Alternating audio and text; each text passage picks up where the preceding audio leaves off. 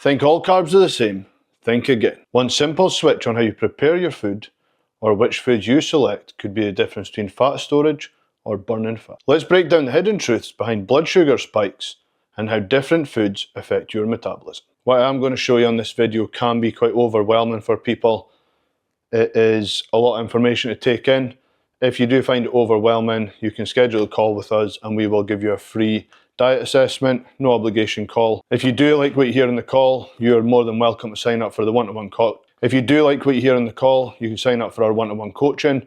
We will take care of all of this for you. All you'll need to do is implement the plan, which is assigned to you on our Gorilla and She coaching app. Now let's have a look at this and see what we can learn. So as you can see here, we have a variety of foods, everything from supplements, which I'll touch on later, to some greens, some fruit. We have sourdough rye bread, we have rolled oats, and we have normal white potato, basmati rice, bananas. We have maple syrup, honey, watermelon, sushi containing fish, simple white sugar, dextrose, tiger, white bread, Rice Krispies, and we have Wheatos. So looking at all these different types of food, there'll be a few here that surprise you are actually very high in the glycemic index. Now just before we go any further, we have the glycemic index, and in a simple way, the glycemic index was a nice test they done many years ago where they gave people different types of carbohydrates and they would measure how much sugar was in their blood. After they'd done this with many people many times, they made an average score and it was between 0 and 100. This would then give the food a scoring and would be able to put it in 3 different columns, which would be classed as low GI, medium GI, and high GI. Now the reason I'm telling you this is it will be very useful if you're trying to pick foods that are going to work for your body and not against you. Now it's very important to know how much sugar or how your body is going to act to each one of these different types of food, and that is why the glycemic index is one of the most useful tools for fat loss, and it can also be very useful for people trying to build muscle and using sugar as a way to spike their insulin levels. So again, in a very simple way, when you eat carbohydrates, your body breaks it down and you will release insulin at your body. Insulin is a transport hormone which will transport the sugar around your body and either go into your fat storage or muscle storage, be used as energy, or will end up in the toilet. So if you think of it like this, so every time you have a carbohydrate, if you're having one of your higher GI carbohydrates, you're spiking your insulin level, you're eating all the calories, you overeat, and all these things are being shuttled into your fat storage and you're getting fatter and fatter every time you eat. Now if you're eating 5 or 6 times a day and every time you eat something that is high GI carbohydrates and you keep doing this, you just think how much foods, how much nutrients are being rammed into your fat storages. You repeat this year after year and you're just going to get bigger and bigger. Now there's many other health topics and things to speak about insulin, to speak about the negative sides of high, low, medium GI carbohydrates, but this is really just about how it affects your body in terms of getting fatter. So we're going to focus on that just now. So now we've covered the basics in gaining fat. The best place to be day in, day out most of the time is to have stable blood sugar levels, and we only want to be spiking our blood sugar levels if we're doing it on purpose for things like when we're exercising, and you might have other reasons why you want to do it. For the general person, day in, day out, you want to be having stable blood sugar levels, and if your goal is fat loss, you want to be trying to keep the insulin spikes to an absolute minimum. I know some people I've spoken to in the past do get a little bit confused because they've seen me eating higher GI carbohydrates and they maybe see you in the sauna looking in great shape and they ask you for fitness advice. So they see you're doing that and they want to copy you. If my goals is bulking, yeah, maybe I am fit and healthy and I'm performing well in the gym, but if your goal is not bulking, you don't want to be copying my high GI carbohydrates or whatever it is I'm doing at the time. You always need to make sure that whatever you choose to do does reflect what your actual goal is. So yeah, many athletes will eat sugary carbohydrates, but they've probably got high muscle mass and they're probably trying to either achieve more performance, spiking energy levels, or they're spiking insulin levels to help with the anabolic effects of insulin to build their muscle. So let's get back to food types then. With the glycemic index, it can be a little bit confusing, so I'm going to put a glycemic index on the screen And in some glycemic indexes, you will see things like cakes with butter, cakes without butter. Now the cakes with butter can sometimes be a low GI carbohydrate, and the cakes without butter might be a high GI carbohydrate or medium. The reason for that is the butter is fat, and fat slows the digestion of sugar into your blood. One thing to be careful of though, the glycemic index chart doesn't cover calories. So the chocolate cake, or whatever it is, the sponge cake with butter, although it is lower glycemic index than what the one without butter is, based on spiking your blood sugar levels, it will likely be higher calorie than what the medium GI one is. So you still need to be careful that although you're eating the low GI carbohydrates, there is some that sneak in there that are still very high in calories. And if your goal is fat loss, you still need to be in a calorie deficit. So yeah, there will be many in there that do throw you, and there is also various things that are high GI carbohydrates which aren't bad for you, but they will spike your blood sugar levels. So just because it's a fruit or a veg doesn't mean that it's not going to spike your blood sugar levels. So I think there are two important things to note, and also how you prepare your carbohydrate is very important. So I have potatoes here. Normal white potatoes, skin on, boiled, steamed, would be a medium GI carbohydrate. Now you peel that and you boil it and mash it, so you now have mashed potatoes, and that is now a high GI because you have speeded up the digestion process by taking away the fibre off the skin.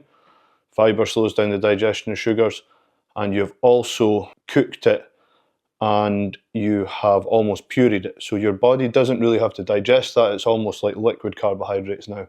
It goes straight into your body. However, you add butter or milk to that, and the mashed potato I mean, and you then slow the digestion down slightly. But you've also increased the calories. So this can get a little bit confusing. But just be careful that when you are picking a food from the glycemic index chart, that you are focusing on how you're actually going to cook it.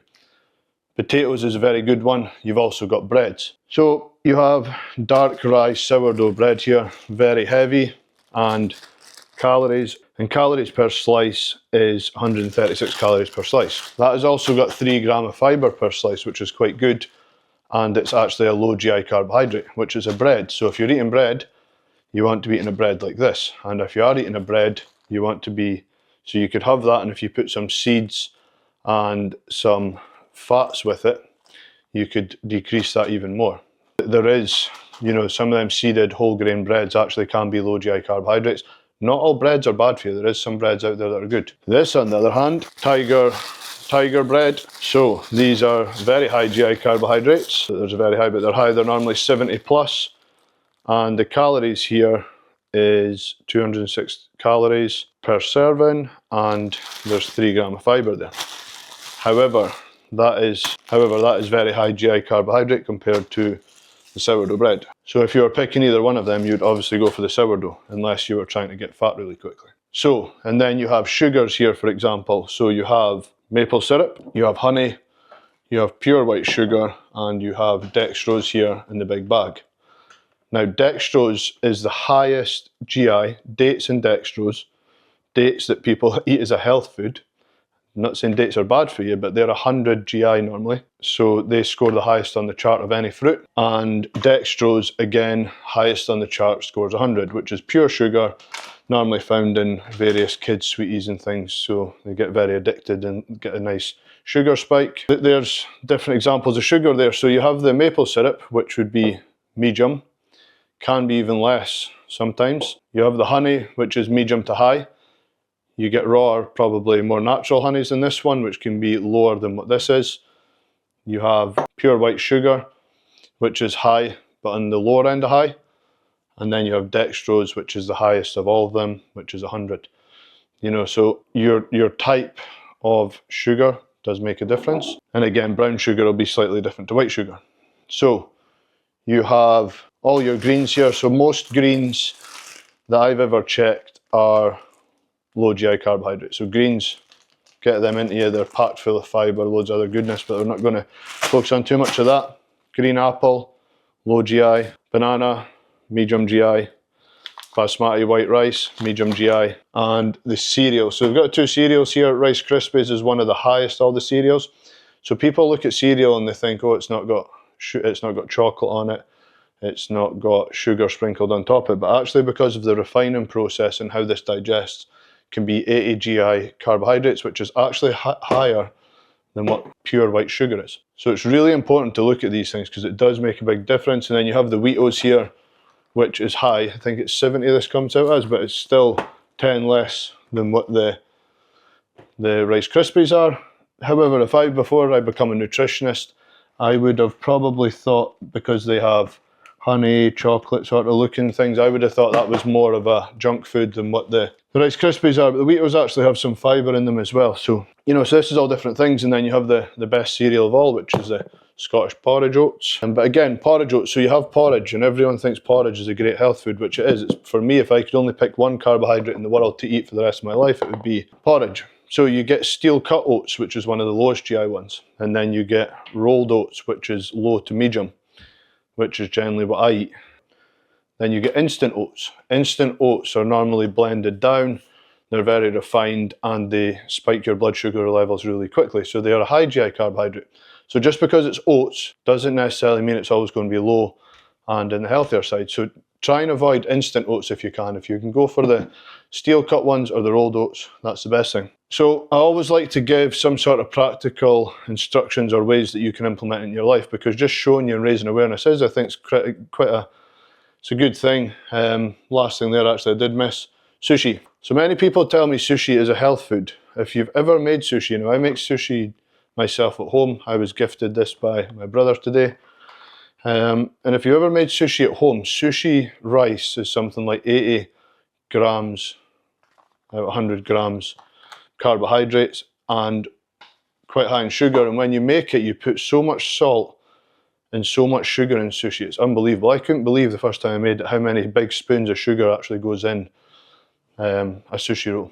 So you have that. The salmon and some of the, you know, the seaweed and some of the vegetables that go in there, yeah, they are healthy, but in general, that is really, if I wanted to bulk up, sushi would be one of the best things you could eat for bulking. Especially sushi with rice. It's just sushi with rice that I'm actually talking about. If it was just raw fish sushi, then yeah, that is generally pretty good. It's the salt and sugar goes into the rice before it's made.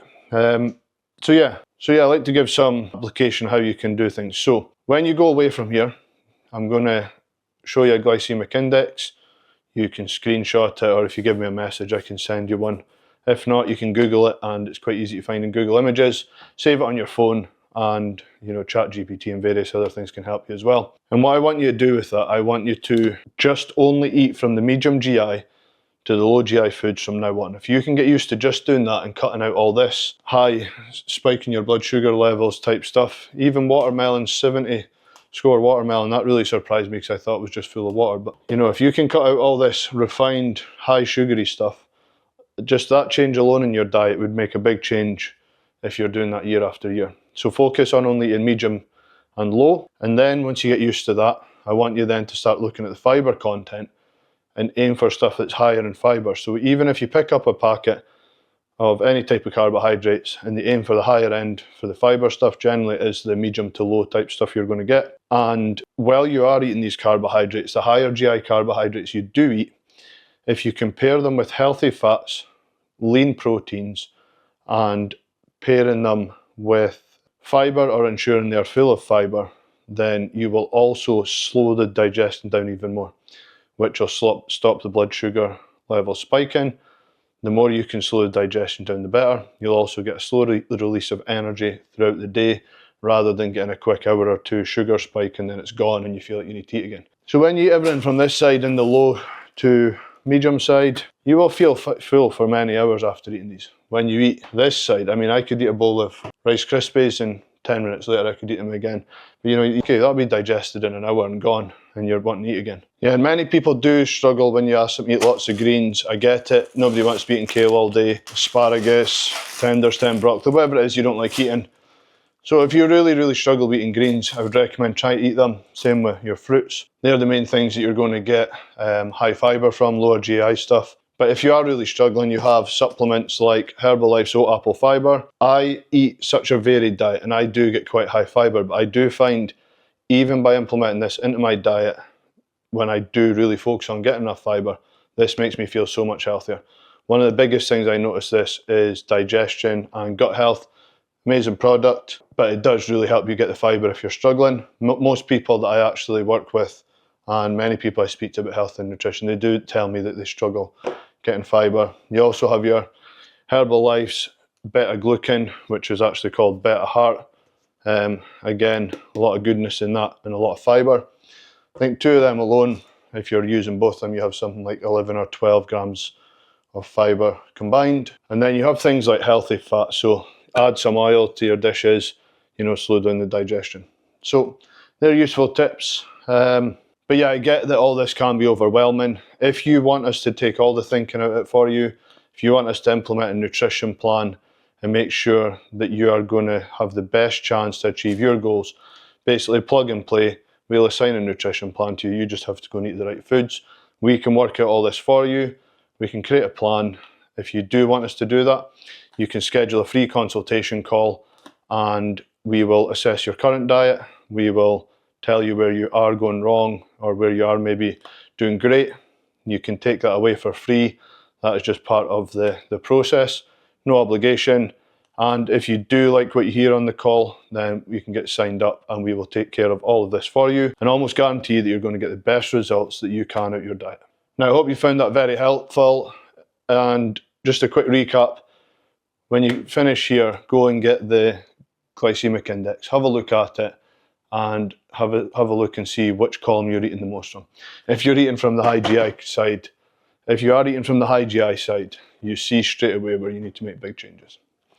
I hope you're eating more from this side, and yeah, if you do find this video helpful, there's many more on my channel just like it. Thanks for watching and have a great night. Thank you.